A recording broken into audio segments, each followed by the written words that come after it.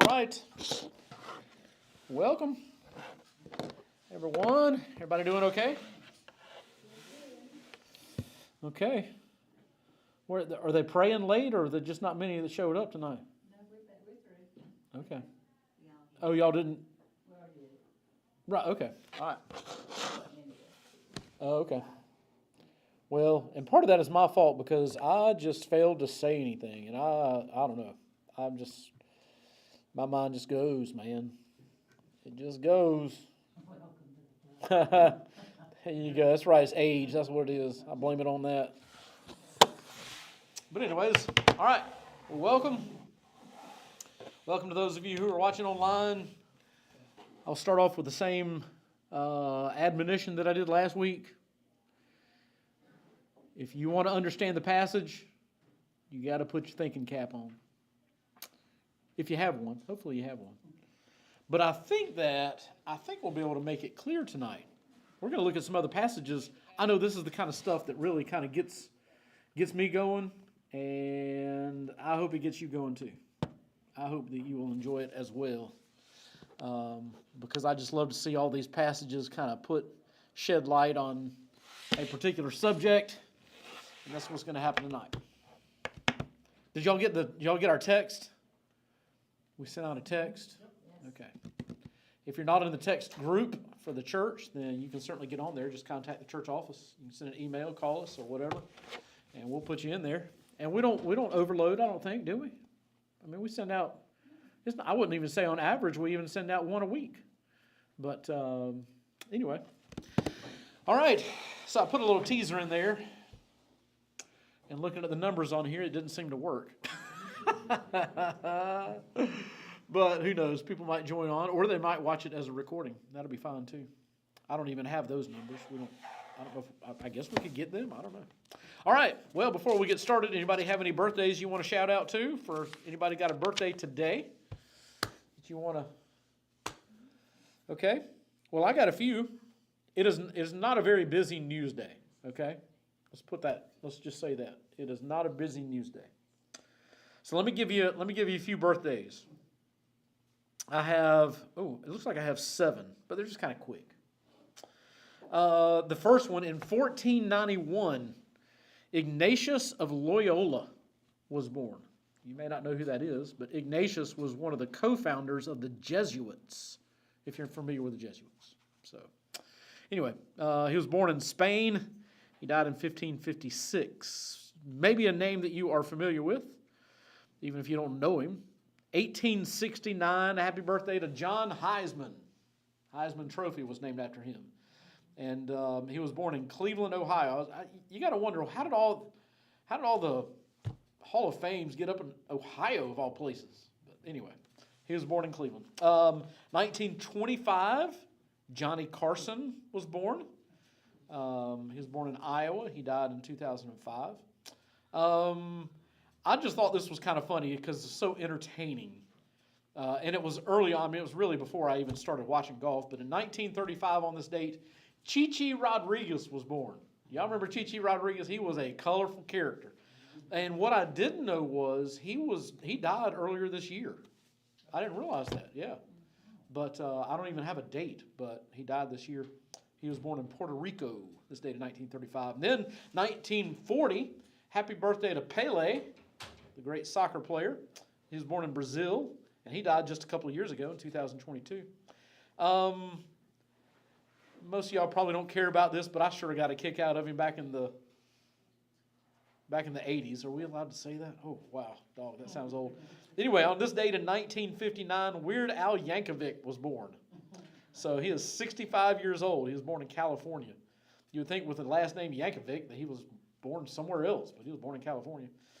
And then in 1976, for those of you who are a little bit more modern and you like movies, on this date in 1976, Ryan Reynolds was born. He's 48 years old. But what I didn't know was he was born in Vancouver. He's a Canadian. And then I've only got one death, so isn't it nice to focus on the births rather than the deaths? But on this date, in 1957, Christian Dior, for those of you who are into fashion, Christian Dior died. He died of a heart attack. He was only 52 years old when he died. Okay, a few events.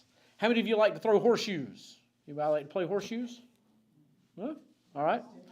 It was on this date in 1915 was the first national horseshoe competition. It was in Kellerton, Iowa. Whatever. And Johnny Carson was born in Iowa. What's up with Iowa? Nothing happens in Iowa. But let's see. All right. This date. In 1923, U.S. patent was granted to Sebastian Hinton for a playground climbing structure. Can you tell me what that structure was? Monkey bars? The monkey bars. Yep, 1923. 1941, Disney Dumbo was released. So, and then it was on this date that the Smurfs made their television debut. They made it in Belgium. I want to take a guess as to what year it was. When did the Smurfs first appear on TV? It was not their own show. 1979. Okay. Any other guesses? It goes. 2000. Oh goodness, they were on one. No, I was a lot younger than that. No, it was in 1958. Oh. Yeah. Like I said, it wasn't their own show. They appeared on somebody else's show, but that was their first TV appearance. So, 1958. And then on this date in 2001, Apple released the first iPod. Wait, was it iPod? Yeah, iPod. It was. Anybody still have any iPods? Now they don't even call them iPods, they're AirPods. Whatever. Oh, because I guess they're wireless, I guess so. All right. Well, now you know. Now you know. Now you're about to know more. Turn to your Bibles, Revelation chapter 12. We have a strange vision that we're in the middle of. And we started looking at this last week, and so if you are, I think everybody who was in here was here last week. But if you were watching and you missed last week, it is archived. It's right. I guess it's on the same place that you're looking right now, and you can look through because Revelation chapter 12 has some very, very strange visions that John has. And this is where you're wondering if John was smoking something. Okay? He wasn't. These things mean something. They are symbolic for something else that John was seeing. And that's the thing with a lot of the descriptions that John gives. You have to work through whether or not he was seeing something that meant something else, or if he was seeing what was reality, but he didn't know how to, he had nothing to compare it to. Like if, think about somebody who lived in think about George Washington. If suddenly he had a picture of a helicopter, how is he going to explain that? He's got nothing to compare that to. He had not even seen an airplane. So how do you describe that? And so it's kind of hard to know. You got to kind of weed through that when it comes to what John is seeing in ancient days, when he's seeing a vision for something that even hasn't occurred from our vantage point yet. So, but this is a vision that is symbolic in nature. And in verse 1, the vision that he has, the sign that he sees is of a woman. This woman is symbolic. We studied last week. It is symbolic of the nation of Israel, of the Jewish people, of God's chosen people. And again, we go into more detail last week than we are right now, because since we already covered it, we're not going to cover it again. Then, in verse 3, it says another sign. And the first sign in verse 1 was a great sign, meaning it could be either in size or significance. Here, it's one just like that. It is large and very significant. And that is of a great red dragon. Now, we saw last week that verse 9 tells us that this dragon is Satan. And so we don't have to, there's no guesswork involved in that. And really, we're gonna bring in some verses tonight that we're going to look at that are going to help us understand what tonight is as well. It's not hard. But the first thing that we looked at last week was the 7 heads. What does that mean? Because he had this red dragon has 7 heads and 10 horns, and on his heads were 7 diadems. Diadems were crowns that symbolized authority. So these 7 crowns meant that the red dragon, who was Satan, had authority over these 7 entities.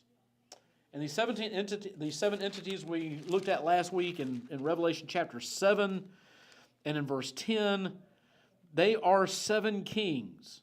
And of course, really, it means kingdoms. 5 have fallen, 1 is, and the other has not yet come. So, through our studies last week,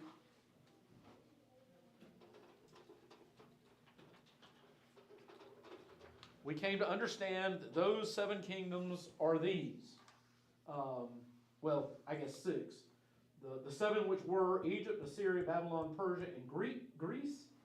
I guess that should be Greece, not Greek. And so those are the 5 which were, from John's vantage point. The one which is was Rome. That was who was in power when John was doing this. And then one that is yet to come. And that is the one that is yet to come that will be our focus tonight. And we're going to learn some very cool stuff. Well, it's not cool. I mean, it's cool how it all comes together. Let's put it that way. The kingdom itself is not going to be cool. So, he says he had 7 heads and 10 horns. We need to see a picture of this. Wouldn't that, I mean, can you imagine seeing this? That's kind of strange. What are the 10 horns? And let me just say from the passage that we just read, the 10 horns are the kingdom, are the same as the 7th head. It is the kingdom that is yet to come. It is a different reference to the same thing. The kingdom that is yet to come. So, just for fun, that is all we're going to look at in chapter 12 and verse 3. But we're going to look at some other passages that will shed light. So you may want to keep your finger there in the book of Revelation if you'd like to, and I want you to turn back, if you will, to Daniel.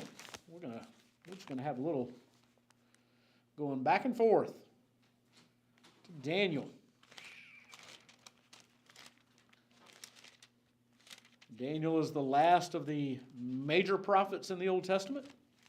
So if you can find those minor prophets that have a lot of names that you can't pronounce, you're close to Daniel. Now, we have studied Daniel chapter 2 a couple of times since I've been here. So I've been here 6 years, and I don't remember when it happened in those 6 years. So I'm not kidding myself into thinking that you remember everything that I teach. But even if you have, there's probably somebody who has not heard what I'm going to talk about.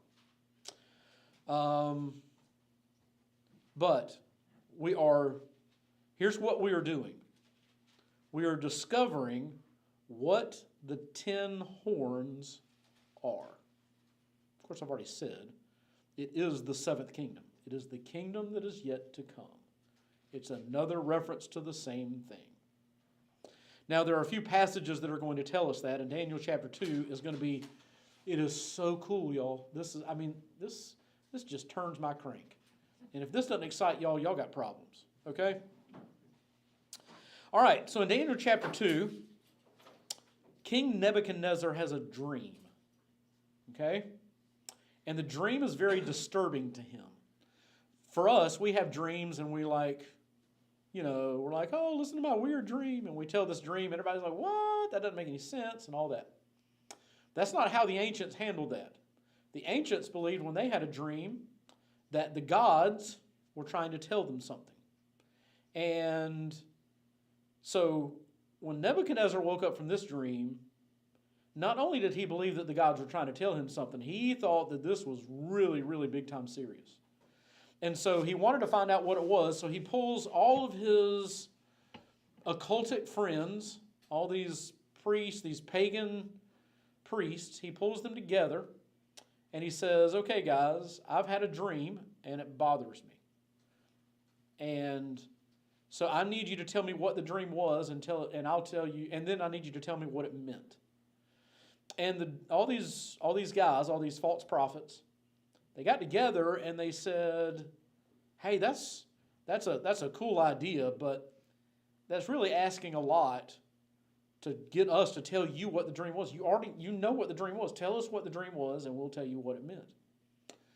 And so Nebuchadnezzar, he throws his weight around a little bit, and he says, guys, maybe you didn't hear me right. You will tell me what the dream was, and you will tell me what it meant, or I will kill every last one of you. Well, Daniel was a godly man, but Nebuchadnezzar didn't know that. Daniel was included in that group of false prophets. He was kind of put out, because, it's not like Nebuchadnezzar knew they were false prophets. He just knew that Daniel had these special abilities, and so Daniel was kind of lumped into all that, and word got back to Daniel, and Daniel was like, well, I really don't feel like dying today. And so he set up a meeting with Nebuchadnezzar. And he actually set up 2 meetings with Nebuchadnezzar. And so they're having this meeting, and he's like, okay. And so Nebuchadnezzar tells him, hey, I need it. Because, you think about Nebuchadnezzar's his position that he's in, he's thinking, this was so serious to him, he wasn't going to play around. And if he told them what the dream was, they could have made up whatever they wanted to. It's kind of like what dream tellers do today, kind of like what the palm readers and the tarot cards and the crystals and all that kind of stuff. Even people who stand up in front of you, they can say whatever they want, And so he's taking this serious. He's like, I got part of this that I can verify, and the other part I can't. So I just need to know who's real and who's not. And so Daniel says, okay, give me a little bit of time. I'm going to pray over this.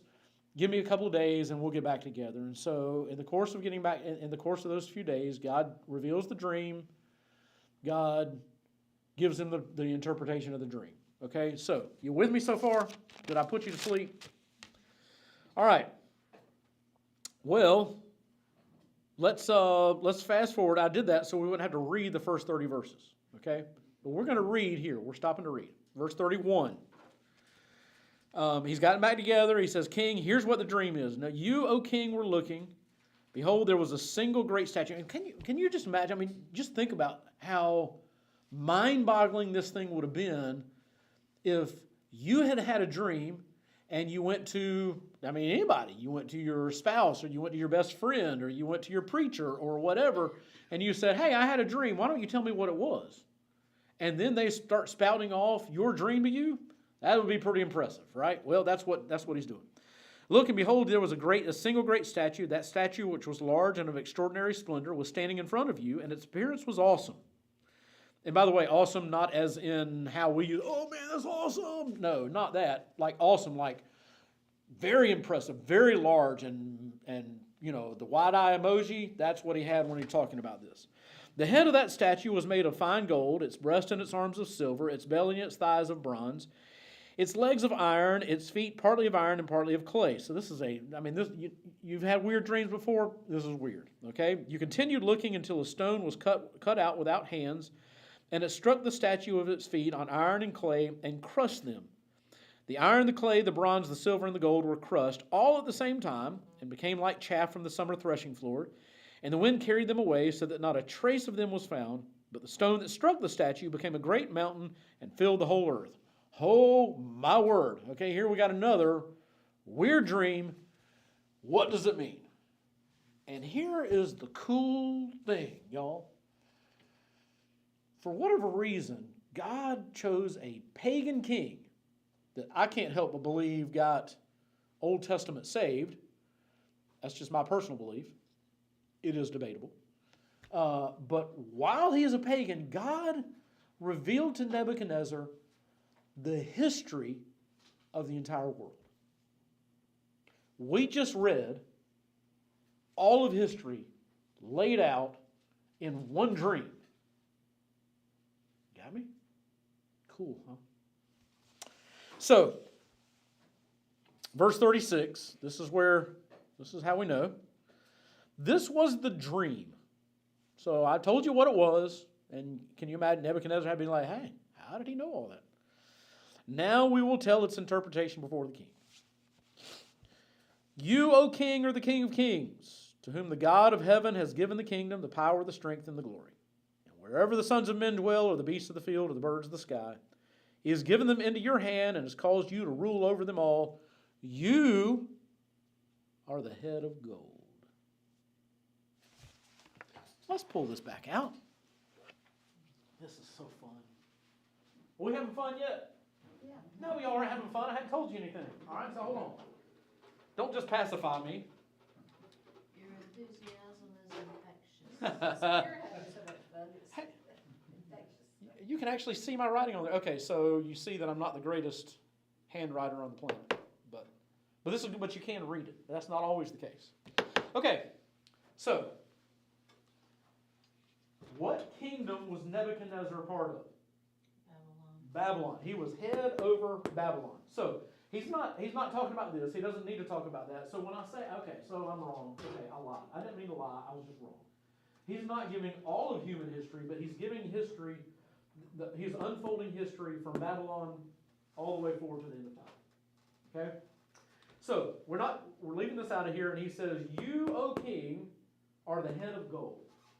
Now, just like we saw in Revelation chapter 17, where he's talking about kings, it's really talking about kingdoms. Much the same way that when Biden speaks, okay, if Biden goes overseas and he speaks, they will report that the United States has said, okay? So they're used interchangeably. So it's not that Nebuchadnezzar himself, the person, was the head of gold, so much as his kingdom, which is Babylon. Okay? All right. So, next thing. He says, after you there will arise another kingdom. So we know automatically that we are talking about kingdoms, not necessarily a statue. There will arise another kingdom inferior to you. That next kingdom was Persia. And we know that it was inferior. It didn't last as long. It wasn't as strong, and it wasn't as big. Okay? Just go through and read history. I don't have time to prove that. Okay? So Persia was next. Next kingdom, he says, then a third kingdom of bronze, which will rule over all the earth. The kingdom that came into play after that, after Persia, was a guy that you've heard of. His name is Alexander the Great. And it is said, and I don't know that this is true, but at least legend has it, that Alexander the Great, by the time he turned 32, he wept because there was no more land to conquer. He had already conquered it all, and that's what it says, right? It says that he will rule over all the earth. And so yeah, bronze, that was the Bronze Kingdom. Okay? Next. Then there will be a fourth kingdom as strong as iron. Inasmuch as iron, oh, by the way,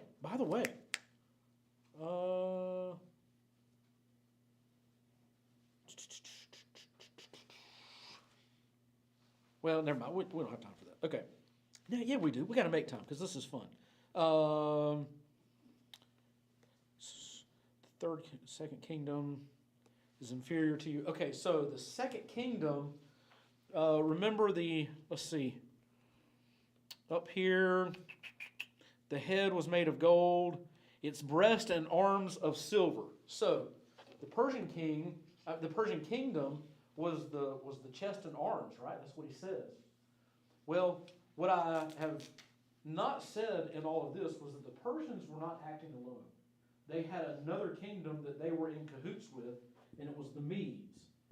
The Medes and the Persians. So that if you're ever studying academically, it'll talk about the Medo-Persian Empire. Two arms, one kingdom. Two arms come together to one. Anyway, isn't that cool? It's good. Good answer. Okay. Now, it says that the fourth kingdom is as strong as iron, inasmuch as iron crushes and shatters all things. So like iron that breaks in pieces, it will crush and break all these in pieces. The Roman Empire will move in, and it will be brutal. Now, the Romans are not, despite what you may have heard, the Romans are not the ones who invented crucifixion, but they are the ones who perfected it. And they are the ones who used it extensively. What kind of a kingdom, what kind of a people would do that? An iron kind of a kingdom. And so they were crushing. Okay, now in that you saw the feet and toes. So now we're getting to the feet and toes. Now, I know this isn't the case for everyone, but in the normal scheme of things, how many toes you got?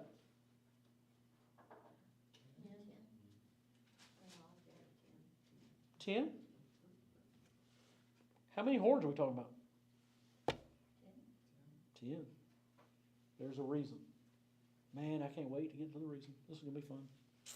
Okay, so let me just go ahead and tell you. We've kind of worked our way through this, and I think I asked this last week. I can't remember, but every time I do this lesson, I ask the same question, so forgive. What empire, because there's another empire, the 10 toes here, what empire followed the Roman Empire in history? We can see this unfold. We know all this. What empire followed the Roman Empire?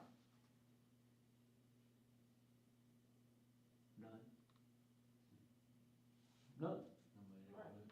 But the next one is to come, right? The next one is to come. That's right, from Revelation chapter 17. The next one hasn't come yet. And, oh gosh, we're just not going to have time. I'm going to be finishing this next week. Oh, it's killing me. Okay, so in terms of prophecy, and I think I've got an exercise we'll look at a little bit later on. They will show this again. I had y'all do this. I had an illustration for this that y'all done in the past. But in terms of prophecy, when the prophets of the Old Testament and even the New Testament, when they are looking ahead, the church age does not exist. The church age is left out of it altogether because prophecy centers around the nation of Israel. So, in the telling of this, when Daniel is unfolding for Nebuchadnezzar this one kingdom after another, he says, "This is you," and then another, and then another, and then another, and then another.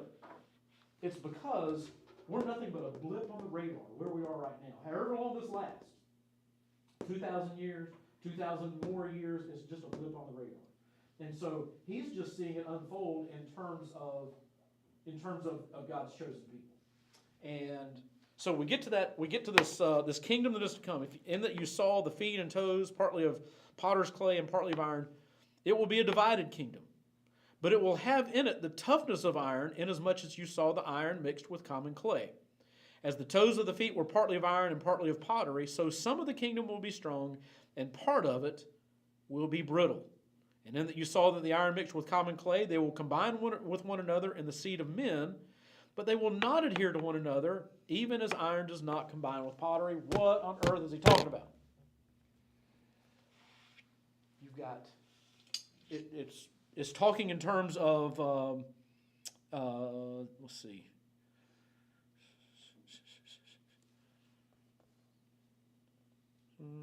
Some of the kingdom. All right.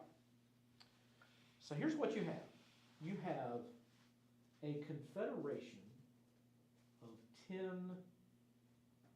in our terms, countries.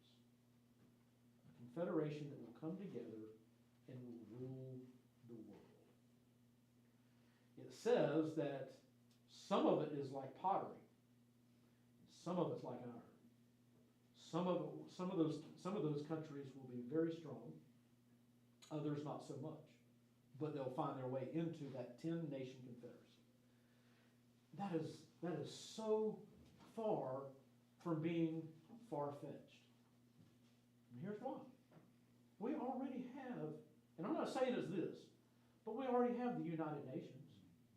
They come together and there are, I don't know, however many countries are involved in it, but there are some, I think 8, that are superpowers, that they can axe anything that they want to.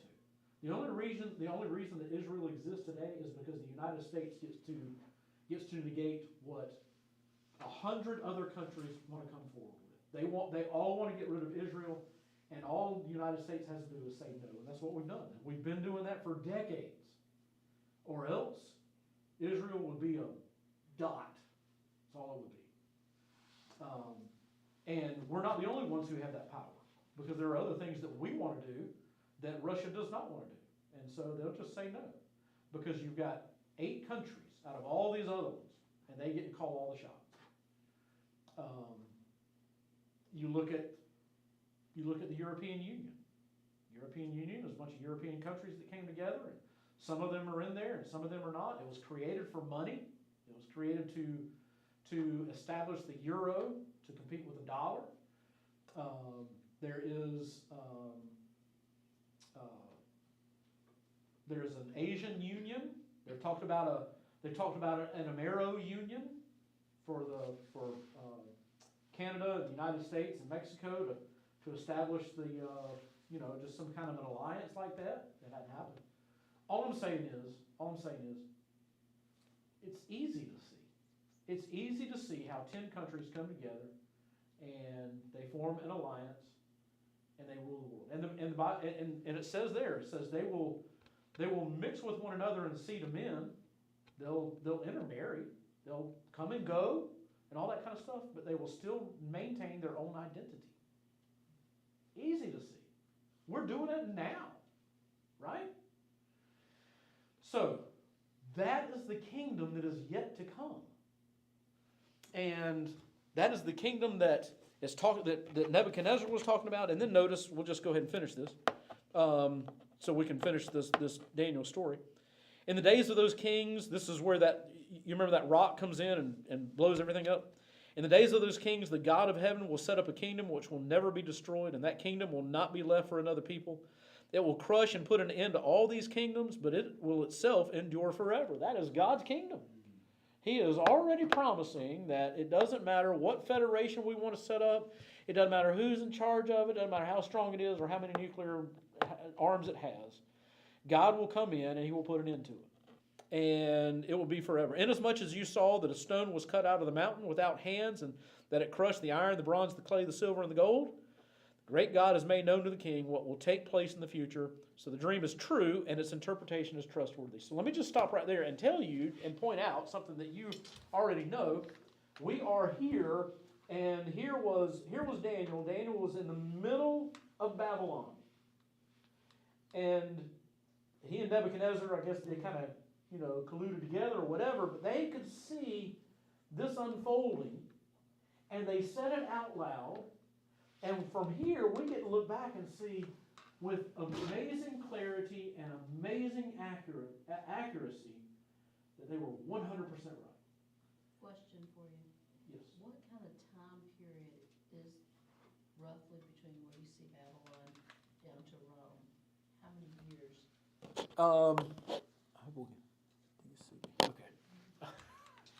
Okay. How many years between Babylon and Rome? Yeah. So the Babylonians defeated the Assyrians in Ooh. Okay. So from that point, the Babylonians took Judah in 586 BC. Daniel was probably alive at that time. They were in captivity for 70 years, and so it's sometime in that 70-year period that Nebuchadnezzar has this dream.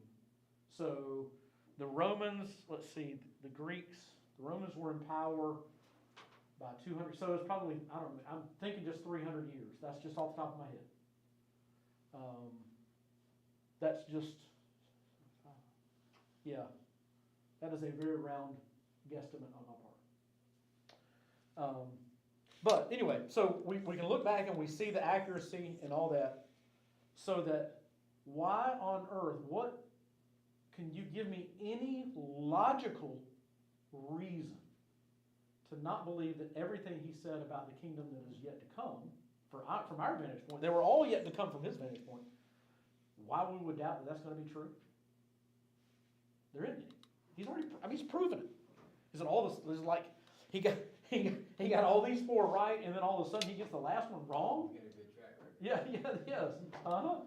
So we're all in on this. Okay, we're all in on believing this. So we've seen this 10. We've seen it played out for us, and oh my goodness, y'all talk too much, and now I can't even finish. So this is y'all's fault, obviously. Because I did it fast, man. Hold on, let's see. Can I do this?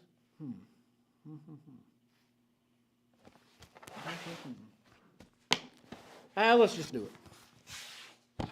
Mark, are you watching? Apologies.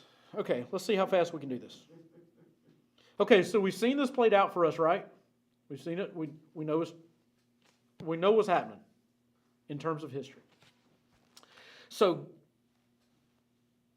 what order do we want to go in? Okay, yeah, this is going to be cool. We're not finished. We haven't even got to all the cool part yet. Okay? So, go back to Revelation. Keep your finger there in Daniel, because we're going back to Daniel too. Revelation chapter... Which one do I want to do first? We'll do 17 first. Okay, so... We saw 17:9 last week that explained the heads. Look at verse 12. Revelation chapter 17 and verse 12. This will show that we are talking about the same thing that Daniel was talking about.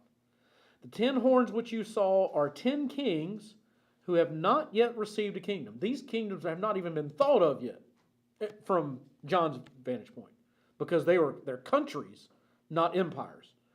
But they receive authority as kings. Okay? But here's the key. Here's another key to this puzzle that we're putting together. They are given authority as kings with the beast for an hour. So they are in cahoots. They are in power with the Antichrist. Okay? This is the Antichrist's kingdom. And here's how we know that. Look back. Revelation chapter 13. The dragon stood on the sand of the seashore. That's Satan. And then his son, I guess, son of perdition, is talked about after that. Then I saw a beast. That's the Antichrist coming up out of the sea, having what? 10 horns. And 7 heads, and on his horns were 7 diadems. He has authority. Diadems, again, is a crown of authority. He is in control of them, and on his head were blasphemous names. We'll look at that more pretty soon, because we're going to get there. Okay, now one more piece to the puzzle. So are we clear so far? The 10 horns that we see in Revelation 12:3, the 10 horns is this 10-country confederacy that will rule over the world during the tribulation. The second thing that we've seen is it is the Antichrist who will rule over them. Okay? Now, here's something that is cool, y'all. I want you to turn back to Daniel chapter 7, and the Bible is even going to tell us how he gets there. Oh, this is cool. Y'all geeked out yet? I'm geeking, man. I'm geeking. Daniel chapter 7.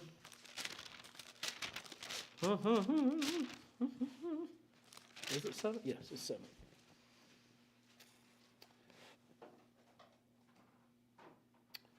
All right. Daniel chapter 7 and in verse 24. We get a picture of how the Antichrist is going to come to power. As for the 10 horns, out of this kingdom 10 kings will arise. See, again, amazing unity of the Scriptures. It's talking about the same thing. And another will arise after them, and he will be different from the previous ones. And he will subdue 3 kings. Now, forgive me, I can't remember where. I don't. It might be in a passage that I overlooked in Revelation chapter 17. But the Antichrist is going to be a leader of one of these countries. And here we see that what he's going to do is he's also going to take down 3 other countries. At least they're kings, and he is going to rule over them. And he is going to steadily move up in power, and he will be the authority over all of them, having overtaken 3 of these countries. And so, and it goes on to, and we know that this is who he's talking about, because look at what happens in verse 25. He will speak out against the Most High and wear down the saints of the Highest One. He will intend to make alterations in time and in law, and they will be given into his hand. Here's that phrase again: for a time, times, and half a time. We know that that is referring to the 3.5-year period known as the Great Tribulation. But the court will sit for judgment, and his dominion will take away, annihilated, and destroyed forever. He'll have it. He'll have it for the perfectly allotted time. Whatever time God wants. And then it'll be over. And it's so crazy because he is going to fight tooth and nail. I mean, we're about to see a war, one more last-ditch effort to overthrow God as we work through Revelation chapter 12. He's still, in the vanity of his mind, he still thinks that somehow he can do this. He can overtake God. But it's funny because every time he's talked about and his efforts and his ruling and his authority, it also just throws out there, by the way, it's coming to an end. So, anyway. Okay. Are y'all geeked as I am over this? So cool. It is so cool. It just keeps telling us, and really what we're doing is we're taking it's the same story that is told in different places. They each just give us a little bit different piece of the puzzle. That's what it is. And so I try to do it in a logical time frame. And if you're confused, it really is my fault, because it really is not that hard to understand once you just take a few minutes and think about it. So if you are, it really is my fault. I promise. And okay. Any questions? All right. Any prayer requests? If you had any prayer requests online, and Tommy tells me he's watching online. I don't know if I believe him or not. He probably just put that on there, and now he's like gone off and watching the game or something like that. But anyway, if you have any prayer requests, type those in the comment section there at home, and we'll be sure and read those out. What prayer requests do you have in the room? We got a lot. Chris, will you do me a huge favor, real quick? Candace had some prayer requests that she wanted to give me, and I forgot to get those. So go grab those and bring those in here real quick. I appreciate it. So yeah, what prayer requests do you have? Our election coming up. All right, election, and it's in process. Early voting, mail-in voting, all that stuff is going on right now.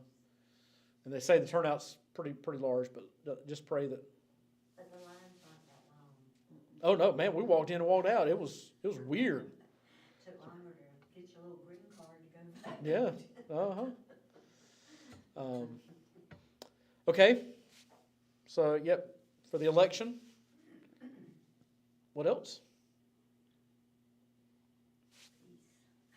Oh, wouldn't that be nice? Whoever wins, can we just have peace? All right. What is the date? You know what? I just thought of something. I might know what my message is going to be. I might have just changed it. Now I can't even find my. On November the 10th. November the 10th is my daughter's birthday. All right. What other requests do you have? We've got Mary Morris. She's been in the hospital. Richard Dukes. Okay. Want to pray for Alicia? Who'd you got? Tony Plummer. Tony Plummer. Have to have surgery soon. Okay, having to have surgery. Also, a childhood cataracts, and Mike Holsey's family. Mike Hulse. Uh-huh. Family. His brother, Mark, passed away. Okay, all right. Mark Hulse's brother passed away. All right, so let's be in prayer for them. Okay. Good deal. What else? I'm looking for a job. All right. Chris kind of got a little shocker earlier this week, so he's needing a job. So yeah, let's be in prayer for him. Something's out there. Something good is out there. We're going to count on something good, not just settling, but something good. Okay. Anything else? All right. Well, let's pray and then we'll go. God, we do thank you for the scriptures as you've given them to us and showing us what is, and you have always proven faithful and trustworthy, and your word has always been true and never has been wrong, never has been uprooted, never.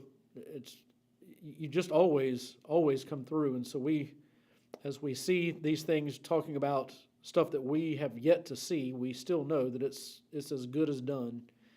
It's history. It's history future rather than history past, but it's still history. It's the same. And so, God, we just thank you for revealing the way that you do and the pieces of the puzzle that you put together for us.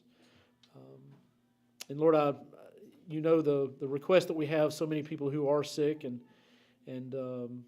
they need a touch from you. They need some kind of doctor or medicine or touch from your hand, however you want to handle that.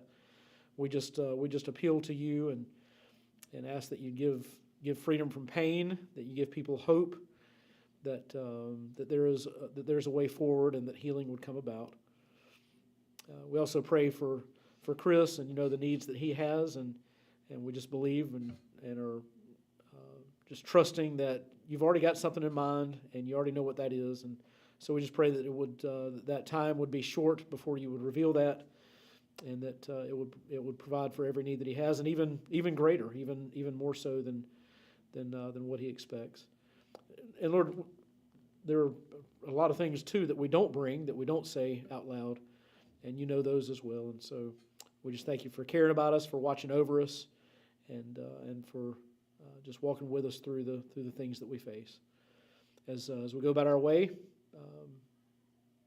speak to us, but also speak through us, and may we be an agent for the kingdom, no matter where we go. And help us just always have that missionary mindset, so that we're affecting life for the kingdom. We look forward again to being together again on Sunday. Go ahead and begin now to bless those services and prepare our hearts for it. In Jesus' name, amen. All right, thanks for hanging out with us. And Mark, if you're still watching, well, I guess you're not, but anyway, apologies. See y'all.